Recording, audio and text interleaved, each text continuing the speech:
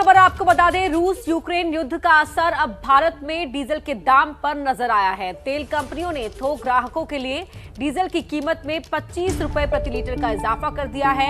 थोक ग्राहकों में मॉल और बस ऑपरेटर जैसे खरीदार शामिल हैं। इनके लिए मुंबई में नए रेट हो गए हैं। 122 रुपए 5 पैसे और दिल्ली में 115 रुपए प्रति लीटर अब कीमत हो चुकी है। रिटेल प्राइस में फिलहाल इजाफा नहीं किया गया है। ये बड़ी खबर इस वक्त की देखिए, थोक जो दाम हैं डीजल के उनको बढ़ा दिया गया है। करीब 25 रुपए प्रति लीटर की बढ़ोतरी हुई है। और सुनील शाह हमारे साथ जुड़ गए हैं, आर्थिक मामलों के जानकार हैं। सुनील जी, बहुत स्वागत है आपका एबीपी न्यूज पर। नमस्ते भारत में ये जो 25 रुपए प्रति लीटर थोक दाम बढ़े हैं डीजल के, इसका असर हम कैसे देखें? क्यों बढ़े हैं दाम और किन लोगों पर इसका सबसे ज्यादा असर पड़ेगा सर?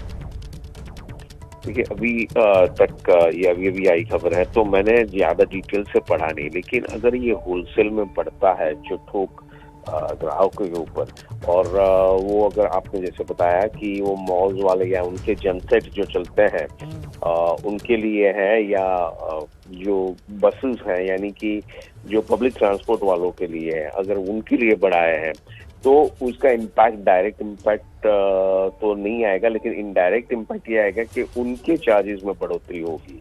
हाँ, डायरेक्ट इम्पैक्ट जब ये आएगा जब रिटेल में अगर बढ़ता है तो कितने रुपए से बढ़ता है उसके ऊपर इम्पैक्ट आएगी।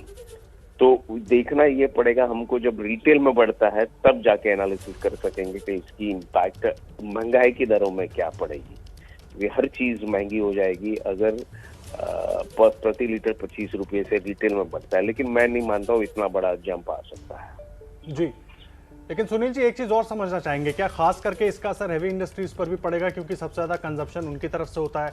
और मुझे लगता है, जहां तक मेरे पास जानकारी है, रेलवे भी एक बड़ा कंज्यूमर है डीजल का। सही, आपने सही बताया। तो रेलवे पे डायरेक्ट इम्पैक्ट आएगा तो क्या होगा कि पूरा का पूरा वो पास नहीं करेंगी। सरकार ने ये किया है कि रेलवे है या जो बल्क बायर है उनके ऊपर शुरुआत इसलिए की है कि वो पूरा का पूरा पास ऑन नहीं होगा, और जो कंपनियां हैं, जो ऑयल मार्केटिंग कंपनी, उनको भी थोड़ी राहत मिले। यानी ये एक बैलेंसिंग एक्ट जैसा कदम उठाया है। लेकिन सर, अगर इस तरह की चीज़ों पर दाम बढ़ते हैं, और चाहे वो हेवी इंडस्ट्रीज की बात करें, रेलवे की बात करें, या जैसे ट्रांसपोर्ट की भी हम बात कर रहे हैं, तो धीरे धीरे करके पास ऑन तो ये कंज्यूमर के ऊपर होगा, रिटेल कंज्यूमर के ऊपर भी। और चाहे धीरे धीरे करके हो, कम करके हो, लेकिन असर तो पड़ेगा। देखिए, हाँ, लेकिन यही देखना है हमको कि कितना इम्पैक्ट आएगा एक साथ, क्योंकि हमने देखा कि पिछले कुछ दिनों से ऑयल के दामों में गिरावट भी देखी है। जैसे कि 130 के प्लस पहुंच गया हुआ ऑयल, अब 100 के नीचे है। क्रूड ऑयल की बात कर रहा हूँ। तो वो तब तक कैसे भी अगर मेंटेन करते हैं, और ये मैं मानता हूँ कि रिटेल में इतना बड़ा जंप नहीं आ सकेगा, वो मुझे ऐसा लग रहा है। बहुत धन्यवाद आपका सुनील जी, इस पूरी जानकारी के लिए। बहुत अहम जानकारी दे रहे थे। देखिए, तेल के जो थोक दाम है डीजल के, खास करके उस पर 25 रुपए लीटर की बढ़ोतरी हुई है, उसके क्या कुछ असर हो सकते हैं, वो सुनील शाह, आर्थिक मामलों के जानकार, बता रहे थे आपको।